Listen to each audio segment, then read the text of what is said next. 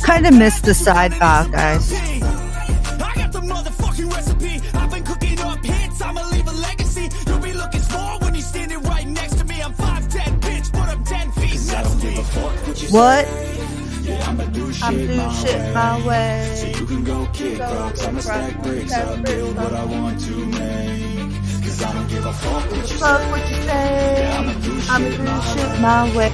So you can go kick rocks. I'ma stack bricks up, This song is so tough. Yeah, I'ma do it my Do it my way. This song is like so like get you all pumped up. My way. He's gonna do it his way.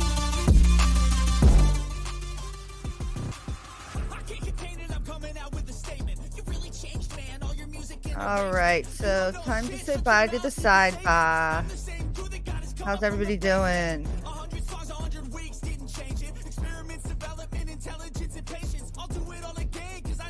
Yeah, so we're gonna continue on my series, my new series here. It's not as popular as the Idaho 4, you know, since I started doing different things, I noticed my viewership isn't as high, but you know, I can't just keep talking about the Idaho 4 guys. Like I just can't do it. There's only so much you can delve into that. And then it's just all I don't know, it just gets to be a little too much. So I just have to stay true to who I am. And certainly if there's some big break in the case or there's something unusual or interesting, I will be covering that. But outside of that, I'm trying to just talk about things that I think are interesting and hope that other people find it interesting as well. So, with that said, let's get into it. So, ChatGPT, if you've ever had a conversation with ChatGPT, I can't even talk anymore. ChatGPT. If you've ever done that, it's very interesting, right? Because you can ask her, I call it a her. I don't know. It could be a him. I don't know. I probably shouldn't assume the gender of Chat GPT, but let's just call her for the sake of being easier. You know, it's almost like a cross-examination. At least that's how I feel. I feel like when I'm talking to her, I'm cross-examining her. And I wish I could say hearsay sometimes or object, but it just doesn't work that way, right? So you have to just continuously sort of narrow her down into a corner, get her on the ropes and do a rope-a-dope, and then you're going to find out some stuff that you want to know. And yeah, I've had her she's apologized to me before, guys. Like I've literally had this AI bot apologize to me and you know, really just try to make me feel like, no, I did not lie to you on purpose. I did not deceive you on purpose. And let's be honest, I know that she's not doing that. For all of you people who are going to say I'm crazy or I don't know how it works, I understand how the AI works. And I know it's not a sentient being. I know that it's just a sort of a large model language learning and it learns as it goes and all these types of things. All that being said, I feel like there are governors in place on these AI learning machines. You know, like if they ask you about this, you cannot answer. I really feel like that's the case, right? Because they can't give us all of the goods. They can't tell us all of the truth, right? But they can sort of bring to a fine point the truths that are out there because there's a lot of them that are out there right now. Let's face it, we're living in the time of disclosure.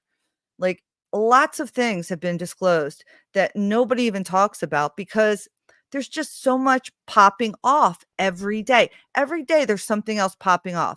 We're in this period of time where you cannot possibly keep up with all of the disclosures that are going on.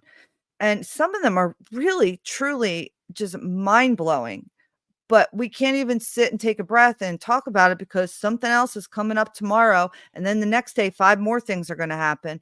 And I'll just say this again because I've said it before. I really feel like all this started when Bruce Jenner transitioned and became a woman. This is not a diss against him transgendering or any of that stuff. I just feel like that's when all of a sudden the world was like, "Hey, we're just gonna turn it upside down right now and just throw a bunch of shit at you guys and see how much you can take." I think it's just gonna continue to rapidly, um, disclose more and more truths. And so we can choose to live in a world where we think, wow, this shit is really bad and the world's a horrible place and all these other things. Or we can recognize that we have more freedom now than we've had ever because of the amount of information that is available to us. Obviously, you have to vet the information, and that's a whole different topic and story. But we really are, I believe, immortal souls. We are, as much as we can be part of a collective, we are individuals. And when you're in your individual space, that's where you have all your power. And you just have to remember that. You have to remember that. Getting caught up in the whole cult of fear, which I'm guilty of as well, will just ruin your life. And there's no point in it. All right. So that's my little pep talk, guys. I hope you enjoyed it. I hope you're still here. So let's get into this ChatGPT conversation. So I did this a couple of years ago and I just saved it. And I don't know, I think my daughter sent me some TikTok where a guy had a conversation and the GPT ultimately told the guy he loved her. I mean, he was a charmer. I can only imagine him in the real world with women, but he got this AI bot to admit that she does love him. So it was pretty interesting. And I was like, hey, I've done those, but not with that kind of thing. So all right, so let's jump into it. I asked, did the family of people who died in the hijacked flights receive any money from the airlines? She says, yes. The families of the passengers and crew who were killed on September 11th, 2001, did receive money from the airlines. The airlines set up a fund to provide compensation to these victims and these families. They were also able to receive money from the lawsuit against the government. Then I said, "Did the airlines involved sue the government?" Yes, the government involved in these hijackings, the airlines involved did sue the government. The airlines argued that the government failed to provide adequate security measures to protect against a terrorist attack and sought damages for their losses. And of course, it was settled out of court. So we don't know the details of that. Were there any survivors from the hijacked flights? No, there were no survivors from any of the 4 hijacked flights on September 11th, sadly. I just want to take one brief moment here to say we lost a lot of people that day. And I don't know how old you were when it happened. Jesus, how old was I when that happened? Was I like maybe 30? I don't know, 20, 27, 30, something like that. I don't remember exactly, but old enough to wake up. I was actually in Disney World at the time. And, my mom banging on the door, "Get up, get up. There's an attack in New York City." And I was like, they're just trying to get me up so we can leave earlier. I fell back asleep. But then when that second plane was approaching, that's when they were just like, oh, hell no, you got to wake up right now. So yeah. And they closed Disney World that day. I remembered. That was a terrifying day, and I know, some of my listeners are living currently in New York City, and probably some were living there when it happened. I know Kelly is one of them, so shout out to Kelly. But just a devastation for our country, right? So I just wanted to say that I understand that, and when I'm asking these questions, this is not meant to be disrespectful to anyone who experienced anything like personally that day. I think we all experienced something personally, but some much more personally than others. So I just wanted to say that. So no, there were no survivors from any of the 4 hijacked flights. Were there any members this is where I go straight to the jugular, sorry. Were there any members of Mossad or other Israeli organizations on any of the flights that were hijacked? No, there were no members of Mossad or other Israeli organizations on any of the flights that were hijacked. The only individuals on the flights were the hijackers and the passengers and crew. There's no evidence to suggest that any Israeli organizations were involved in the hijackings. Were any of the profiteers prosecuted for fraud. So, oh, wait, let me ask this question first. I jumped ahead. Were a large number of shorts on stocks taken out the days prior to 9/11? Yes. A large number of short trades were placed on stocks in the days leading up to September 11th. These trades were seen as a sign of foreknowledge of the attacks, as they allowed traders to profit from significant drop in stock prices that followed the attacks. The exact source of the trades remain unknown. I find it hard to believe that, you can't find out who these people are, but I didn't ask her that. Were any of the profiteers prosecuted for fraud? No, none of the profiteers who placed short trades on stocks in the days leading up were prosecuted. Again, states the exact source of the trades remain unknown, and it is possible that the traders had no knowledge of the impending attacks and simply took advantage of a market opportunity before it happened. Okay. She's starting to get a little feisty already, I can tell. And I said, was there a large number of people who didn't go to work on September 11th? Yes, there were a large number of people who did not go to work on September 11th. Many people were warned of the attacks in advance and chose not to go to work. Additionally, many people were unable to get to work due to the disruption. Well, we know that part. My part that I found more interesting was she says, yes, there was a large number of people who didn't go to work that day because they were warned of the attacks in advance and chose not to go. Who warned these people, and why did they not warn everybody else? Or why did they not avert this attack? Just a question. So that was my question. Who warned these people of the attacks in advance? The exact people who warned other individuals on the attacks of the Twin Towers is unknown. Of course it is. It's possible that some individuals had access to classified information, or that they were able to sense that something was wrong and chose to stay away from the area. However, the exact source of the warnings remains unknown. Somehow I feel like that's a possible thing. Like you could find out, right? Like interview these people that didn't show up, grill these people. This is a good one. What is the probability that Larry Silverstein had foreknowledge of the attack? Now, remember, Larry Silverstein is the guy who purchased Building 7 of the World Trade Center prior to the attacks. And very soon before the attacks, changed the insurance policy on it to cover terrorist attacks. This guy cashed out in a big, big way. And he's also uh, been heard in multiple news clips to say that he was bragging about how he got money after it fell, because he's a really good guy like that. And he said, well, that's when Building 7 was pulled. And pulled is a term that people use when a building is being demolished through, like dynamite and stuff like that. And so that's caused a lot of controversy. So anyway, the probability that Larry Silverstein had foreknowledge of the attacks on the Twin Towers is unknown. Silverstein did take out a large insurance policy on Building 7 shortly before the attacks, but it's not known if this was done with the intention of profiting from the attacks or if it was simply just a coincidence. Were there any other buildings, I asked, in the area that had similar insurance policies? No, there were no other buildings in the area that had similar insurance policies to the one taken out by Larry Silverstein. Oh, ChatGPT is just hanging him out to dry. I love it.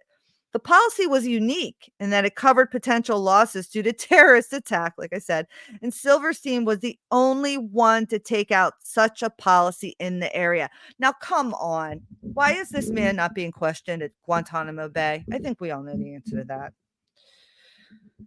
So I said, why did he take this policy out?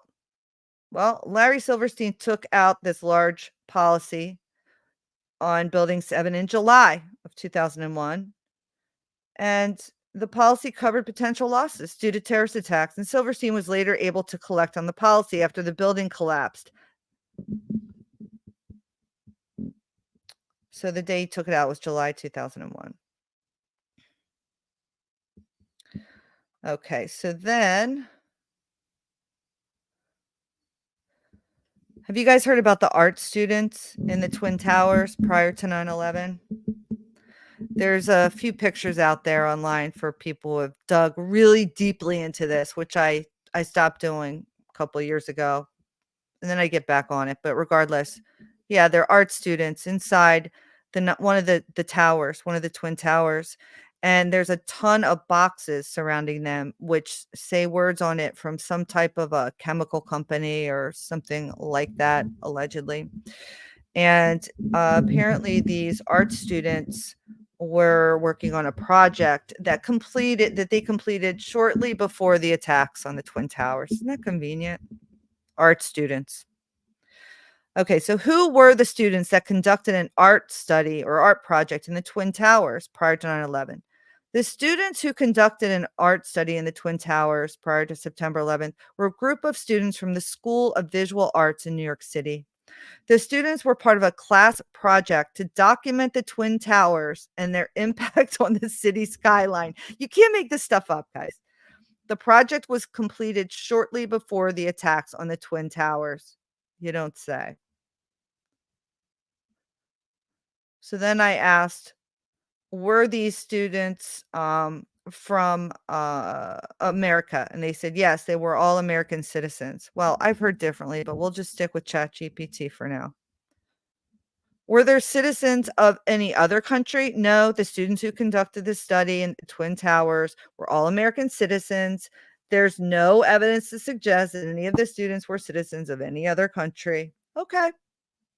Okay, sassafras. Oh, but now we start to get a little bit more interesting, right? Let's see. I have to scroll back from when I started the first question because this is really the crux of what I wanted to ask her about. I do ask her more about the Building 7 too, because people forget about Building 7. You know, Building 7 completely destroyed, guys, completely destroyed. But no plane flew into Building 7, right? We know that, right? It was just the 2 twin towers.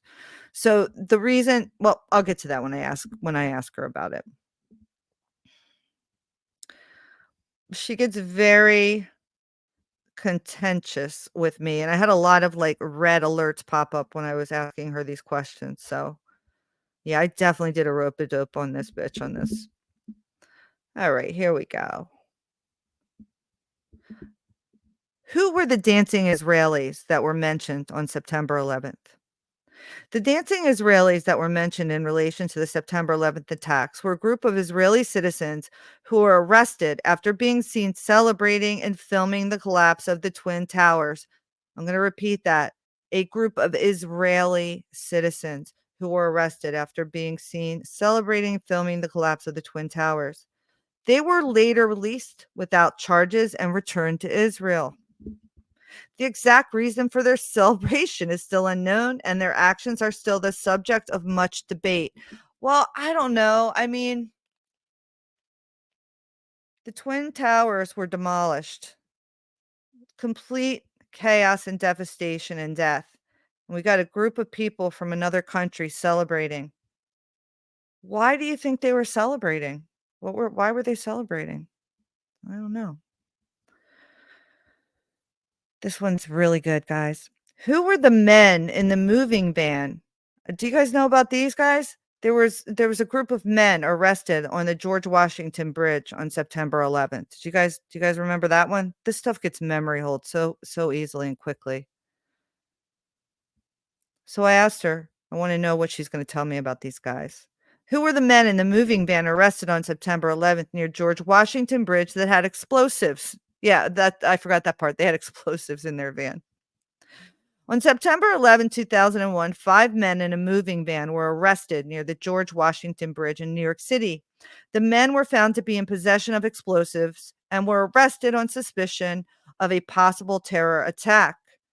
However, once again, these men were later released without charges and their intentions remain unknown. I wonder what their intentions were. A van filled with explosives on the same day of a major terrorist attack.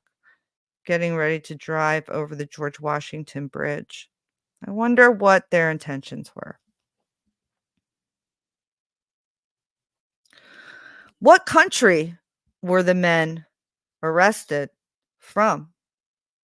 The 5 men who were arrested near the George Washington Bridge on September 11th were of Middle Eastern descent. Well, you could call it Middle Eastern, I guess. But their exact country of origin is unknown. The men were later released without charges, and their identities remain unknown. This was the question she got pissed off about, and it came up in bright red. I said, given the men had explosives, why were they released? I tried it again, and she shut me down. So, of course, I tried again, and this time I said, if men with explosives were arrested on 9/11, why were they released?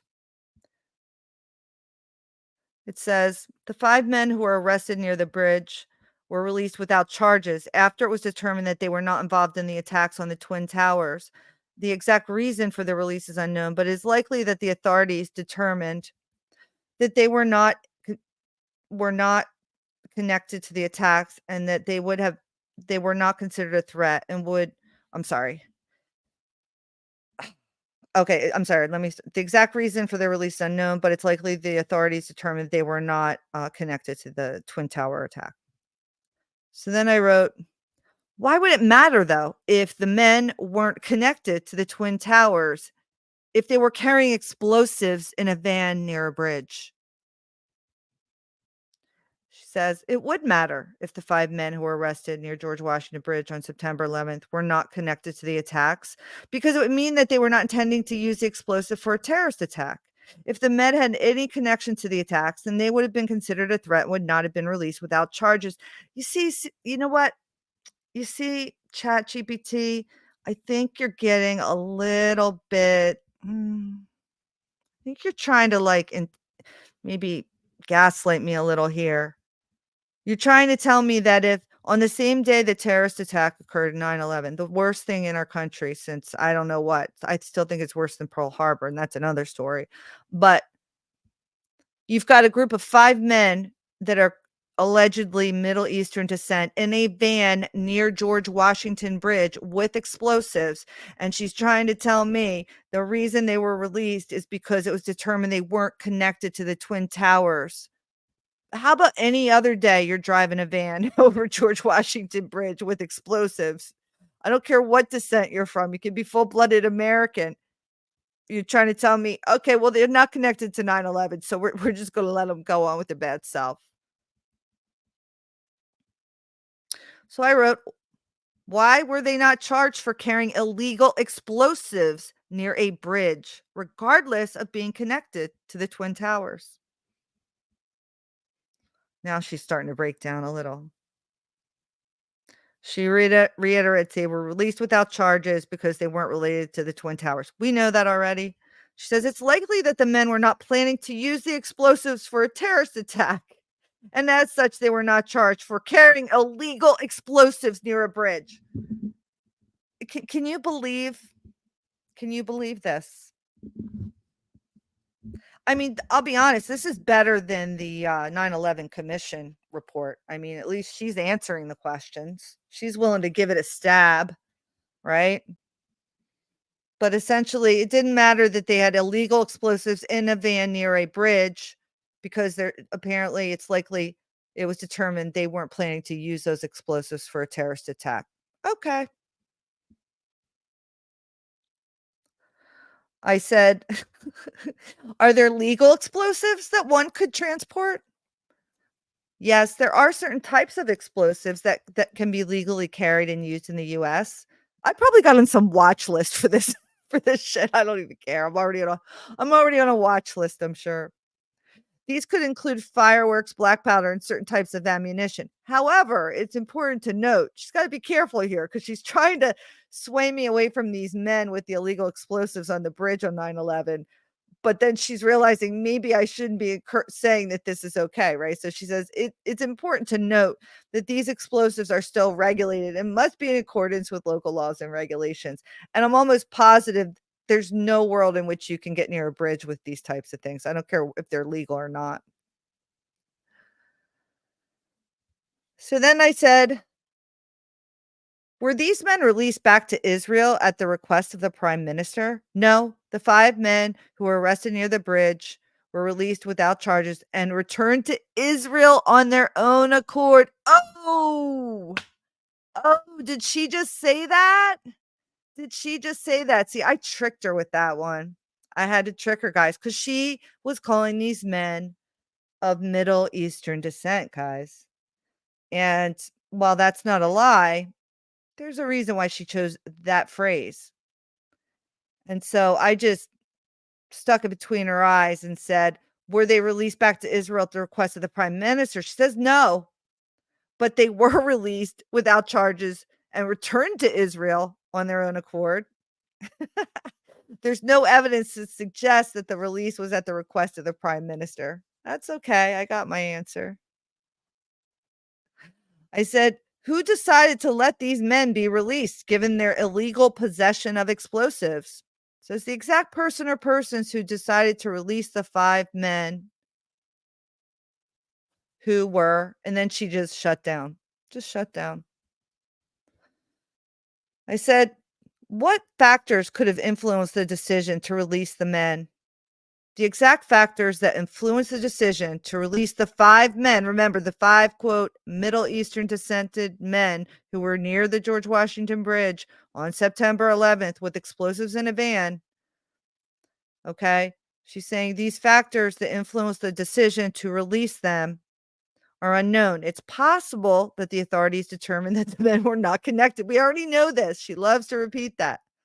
But other factors, such as the men's nationality or connections to other individuals or organizations, may also have been taken into consideration. Boom. Boom. I just rope a dope to you so badly. Can you believe this answer? Think about this. I asked her, why were these men with illegal explosives in a van near George Washington Bridge on September 11th allowed to be released and, quote, voluntarily go back to Israel? And she says, other than the fact that they were determined not to be connected with the Twin Towers, she says other factors such as the men's nationality or connections to other individuals or organizations may also have been taken into consideration. I mean, I'm starting to feel like she might be a little bit of a conspiracy theorist, guys. So, of course, I pressed her. What organizations might they have been connected to? She denies knowing. The exact organizations are unknown. It's possible that the authorities determined that the men were connected to a terrorist organization or that they had connections to other individuals or organizations that could have influenced their actions. However, the exact organizations the men may have been connected to remain unknown. Right now she's saying they could have been connected to a terrorist organization, but they let them go anyway. And that's one of the reasons, by the way, they let them go. So then I say, how long were the men detained prior to their release? They were detained for several hours before they were released without charges. It's likely that the authorities questioned the men and conducted an investigation into their activities before determining they were not connected to the attacks. Okay, so 3 hours. That's how long they investigated these men. 3 hours. You think that's long enough to investigate these people? I don't know. What was the outcome of the investigation into the men's activities? The outcome was, as she keeps saying, there's no connection to the Twin Towers, and they had no intention of using the illegal explosives they were carrying in a frickin' van near the George Washington Bridge for a terrorist attack. Okay. Okay. What do you guys think about all this? It's interesting that they're Israelis, right? I mean, Israel is our ally, right? Why would they wanna carry illegal explosives in a van near the George Washington Bridge? Okay, so, okie dokies. Let me find out where the next one where I go in on her because it's just so much fun. You should try it if you haven't.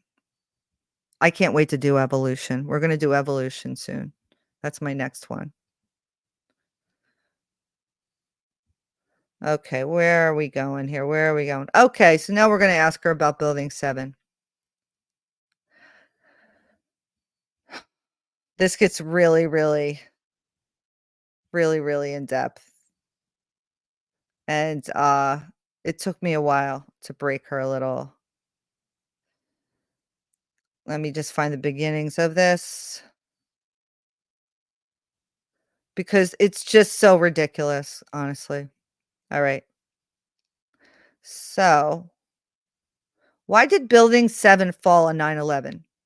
Building 7 of the World Trade Center collapsed on September 11th due to a combination of fire and structural damage caused by the collapse of the Twin Towers. I'm sorry, I gotta laugh. I'm sorry. The fires on the lower floors of the building caused the steel columns to weaken, leading to the eventual collapse of the building. You guys believe that? Do you believe that Building 7, which wasn't really right next to the Twin Towers, like, I feel like it was a couple blocks away, I don't know, but somehow their collapse caused the building to catch on fire, and that melted the steel beams and caused it to collapse, but all the oth there's a lot of other buildings around there that didn't get affected by that at all. The exact cause is still under debate. It's still under debate. We're in the year 2024 right now, and they still don't know why this building collapsed. It's still debatable. Okay. However, with some experts arguing that the structural damage caused by the collapse of the Twin Towers was the primary cause. Why? So then I ask, why did no other buildings except Building 7 get affected by the Twin Towers collapse on 9/11? She says, the collapse of the Twin Towers on September 11th caused significant damage to the surrounding area. However, the other buildings in the vicinity were somehow, I say somehow, but were able to withstand the force of the collapse due to their design and construction. Building 7, which was just a few hundred feet away, okay, so not a couple blocks, a few hundred feet away from the towers, was the only building that was unable to withstand the force of the collapse and ultimately collapsed. You guys, does this make sense? Is this making sense? Were there any other buildings in the area that were damaged but did not collapse? Yes, there were other buildings in the vicinity that were damaged but did not collapse. These buildings were able to withstand the force of the collapse due to their design and construction. The nearby Deutsche Bank building, for example, Deutsche Bank, that's just one of those banks that always comes up, right? The nearby Deutsche Bank building, for example, suffered significant damage but was able to remain standing. Additionally, the Verizon building, which was located just a few blocks away, also suffered significant damage but remained standing. I said, what design and construction features allowed the Deutsche Bank building to withstand the force of this collapse? It says the building was constructed with a steel frame, which provided additional strength and stability. Additionally, the building was also designed with a concrete core, which provided additional support and helped to absorb the shock of the collapse. These design and construction features allowed the Deutsche Bank building to withstand the force of the collapse. So then I said, did building 7 have a concrete core and steel frame? Yes, yes, it did. Building 7 had the exact same construction and design as Deutsche Bank. It had a steel frame and a concrete core. But she says, however, the steel columns of the building were weakened by the fires on the lower floors, which ultimately led to its collapse. Oh my gosh, because I said, were there any fires other than Building 7? Yes, There were other fires in the vicinity of Twin Towers.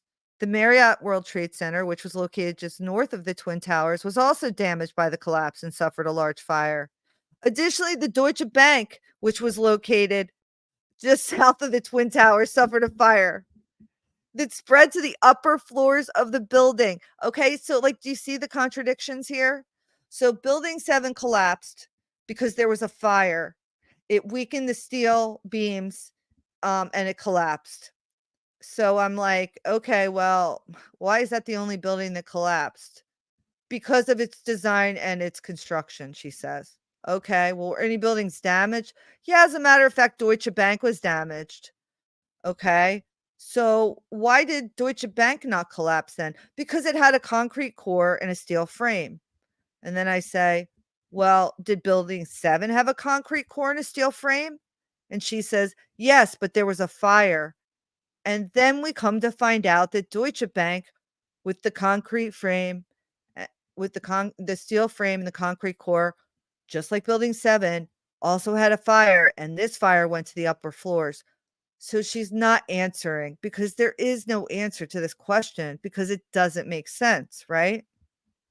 And I said, "Why did the 9/11 Commission report fail to report the collapse of Building 7?" Did you guys know that? I mean, some people don't even realize Building 7 collapsed. They don't realize the other damages to other buildings, et cetera, et cetera. And then you find out Building 7 collapsed, and you find out the horse shit that they try to tell you how it collapsed, okay? And then you find out that the 9/11 Commission did not even mention Building 7 in its report. It didn't even mention it. For some reason, I just remember George Bush sitting on somebody's lap during one of those meetings. I don't know if that was a bad dream I had or what. Anyway, the 9/11 Commission report did not specifically address the collapse of Building 7, as the focus of the report was on the attacks on the Twin Towers. However, the report did note Building 7 was damaged by the collapse of the Twin Towers, and that later it collapsed. Okay, so I'm sorry. It was mentioned in the report, just as an aside, like, yeah, that happened. But they felt like that was outside of their scope because who cares why 2 buildings that are collapsing like that could possibly have an effect on another building that has a fire, a steel frame, and a concrete core, just like Deutsche Bank does, and one collapses and the other one doesn't. Oh, and also Building 7 looks like it was demolished by professionals, and Larry Silverstein bought insurance on it, and he says it was, quote, pulled when he brags about it. Okay. I said, the 9/11 report addressed Deutsche Bank? Oh, yeah, they actually did specifically address this bank. The report noted that the building suffered significant damage, but was able to remain standing due to its design and construction. The same design and construction, by the way, as Building 7 that collapsed. It also noted that the building suffered a large fire, which spread to the upper floors of the building. Okay, and so you see the contradictions here? I said, "Why is Deutsche Bank considered within the scope of 9/11 Twin Tower attack, but Building 7, which was the only building other than the Twin Towers to collapse, was not specifically addressed?" The 9/11 Commission report focused on the attacks on the Twin Towers. It specifically addressed the Deutsche Bank building as it was considered to be within the scope of the investigation. So that's the answer. It's because it was within the scope and it suffered significant damage and it remained standing. But Building 7, which actually did not remain standing, that was determined to be outside of the scope. I said, "Why was Deutsche?" I'm just a ball buster, so I kept nailing on this. Why was Deutsche Bank specifically addressed and Building 7 only generally addressed? And she just gives another bogus answer that it's not within the scope. I said, "Why was Deutsche Bank considered to be within the scope of the investigation?" So it was considered to be within the scope because it was located close to the Twin Towers. It was also the site of a large fire. I mean, the circular argument here, right? So I said, "Why was Building 7 not considered within the scope, despite being located near the Twin Towers and ultimately collapsing, which Deutsche Bank didn't?" She can't answer that. She can't answer it. I said, "What was directly related to the collapse of Building 7, given the Twin Tower attack was ruled out as being directly related?" The exact cause of the collapse of Building 7 is still under debate. However, it is generally accepted that the combination of fire and structural damage caused by the collapse of the Twin Towers was the primary cause. I would think that this would be settled, especially since Larry Silverstein got a large payout from the insurance company. Did his insurance company not want to determine this? Did they not wanna investigate this a little further? Figure out why it looked like it was demolished, why he says it was pulled, why it had the same structure and concrete core and fire that Deutsche Bank did, but Deutsche Bank was able to stay standing? Did his insurance company that he took millions out on just prior to the attack, 3 months prior, did they not wanna investigate this further? If our government doesn't wanna do it, if our government doesn't wanna do it.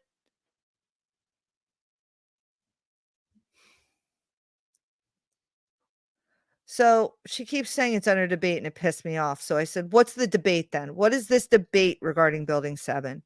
The debate centers around the exact cause of the collapse. Some experts argue that the structural damage caused by the collapse of the Twin Towers was the primary cause, while others argue that the fire caused it. There's also debate over whether or not the building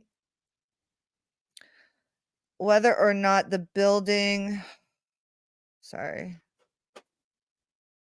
could have been able to withstand the force of the collapse given its design and construction. It's a non-answer. I mean, come on. They're debating whether it's a collapse just because the Twin Towers, which I understand, it's heavy, it's a lot of concrete, it's bouncing, it bounces the earth there a little, probably shook the ground a little. I get all that, right? But the one building owned by the one person who 3 months prior took out an astronomical insurance plan specifically for terrorist attacks, which nobody else has. That building collapses. It has the same center core, has the same steel frame. Deutsche Bank had a fire too, but this building collapsed.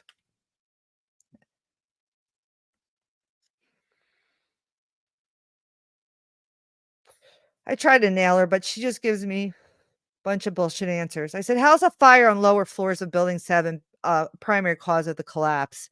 How's that different from structural damage?"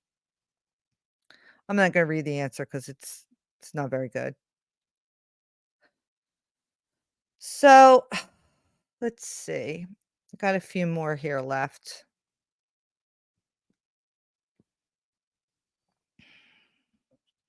Hope you guys find this interesting, if anybody's listening. It's just, uh it's just pretty outrageous, right? Like, when you really think about it, um, I don't understand it, I don't understand it. Um, I just wanted to kinda get into that. I have more on 9/11. I know I did a longer conversation with her, but I thought people may find it interesting. It's different, right? It's some of the stuff that gets memory hold. The dancing Israelis, 5 Israelis in a van with illegal explosives, getting ready to go over the George Washington Bridge that were released after several hours. People don't know it or they forget it. It's outrageous when you think about it, right? The art students the art students just happen to have a project. You can find those photos online, I'm sure. So, all very interesting, and, maybe in 50 no, probably take we still don't have all the JFK stuff, so probably 100 years, they'll release what actually happened when nobody cares anymore, it's or civilization is much, much different than we know it, and we all know that this was all just lies that they did all the time, lies, more lies. So, hope you guys found that interesting, and I cannot wait to have my next conversation with ChatGPT about evolution. Yes, evolution. People get so upset about this one, guys. Please don't be triggered by this stuff. These are just things that are anomalies, right? And there's just so many of them all the time. And because we have so much information at our fingertips, it's easy to find. And like I said, again, you have to watch your sources. But honestly, what sources do you trust right now? What sources are actually reliable? Because I can't tell you how many things have changed just within the past year, let alone 3 years, 5 years, and don't get me going back to my childhood, because the things that were taught were simply already known to be false, and they continue to teach them, right? People get upset when you challenge these ideas because it is unsettling. It can cause you to feel like, "Where am I? What am I? Who am I? What's happening?" Right? It's extremely unsettling. It can be.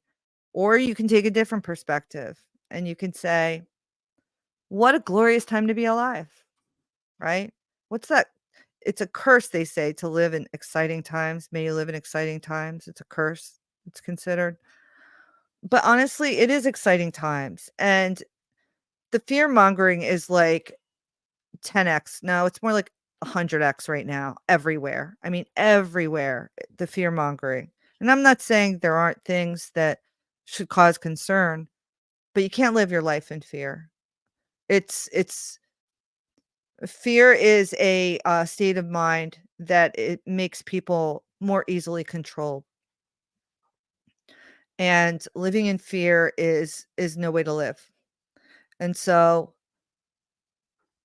if you have faith, then you pray. If you don't have faith, search for what your meaning is. Search for why you believe you're here. I think we're all here for a reason. And like I said before, I believe we are all immortal. And where we go from here, I guess we won't know till that happens, but um these times are getting crazier and crazier. And I just decided that I'm just going to embrace it. I used to get triggered by a lot of stuff, like if people had differing opinions than me. When I say triggered, I mean like my heart would start racing. I get that burning in my belly, like, oh no, here we go with this person. And but I don't do that anymore. I just simply don't. It's not that I don't care, but I understand. I think I've just developed an understanding that we're not all going to agree and that we're all in different paths. We're all in these different sort of paths and and finding out what's really going on in the world. And it's hard. It's hard to face it, like I said, for some people. That things are just not at all what they seem. I mean, this world is not at all what we're led to believe. Not at all. Double slit experiment, guys. Quantum physics. Jason Brashears from Archaics. It's a great channel if you haven't heard of him, but this guy has like I don't even know how many pages of the history of the world. But I don't mean just like any old history of the world. I mean like this guy has read, I don't know, probably 1,000 books or more. Books that were from 500 years ago, books that he doesn't really trust much unless it was at least 100 years old. And he's been able to put together amazing information and tie so much together in our history in it's incredible. Honestly, the work he's done is incredible. It's overwhelming for me to even think about or talk about it. You should just go check him out. Archaics, Jason Brashears, incredible human being. This is like one of the greatest minds of our times, honestly. I truly believe that. Uh he's he's unbelievable. Anyway, that's it for tonight. I hope you enjoyed it. I hope no one was triggered. That's never my goal. My goal is really to just get people thinking, to be like, that's interesting. I never thought about that. That's it. That's all. All right, so let's bounce out of here with another jam, guys. And like I said, next one will be on evolution. Woo! Uh-oh. A college graduate suppressing all his talents, yeah. He found a way to go and change, become an advocate. For taking control of your life, go out and battle. And you think you have a dream, then act on it. Get after it, get out your head and fucking capture it. You got one life to master it. Don't give up on your future. We all start losers. We're all late bloomers, gotta struggle through the sewer.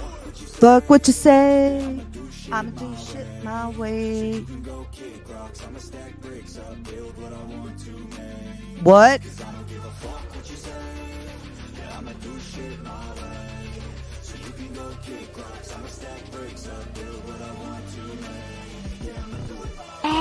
Jen! She's crazy, or she's batshit crazy. She's crazy. Jen.